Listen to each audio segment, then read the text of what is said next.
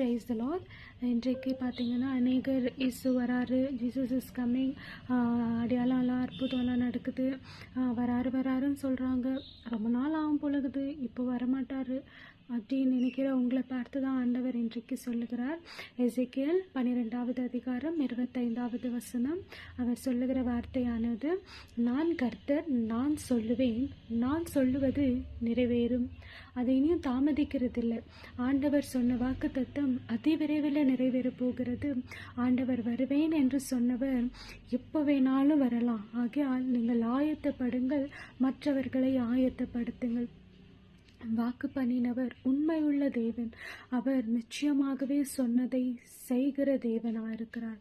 ஆகையால் அவர் சொல்லியிருக்கிறார், நான் சொன்னது நிறைவேறும். அப்படி என்றால் வெகு விரைவில் நிறைவேறும். ஆகையால் ஜாக்கிரதைப்படுங்கள், விழித்திருங்கள்.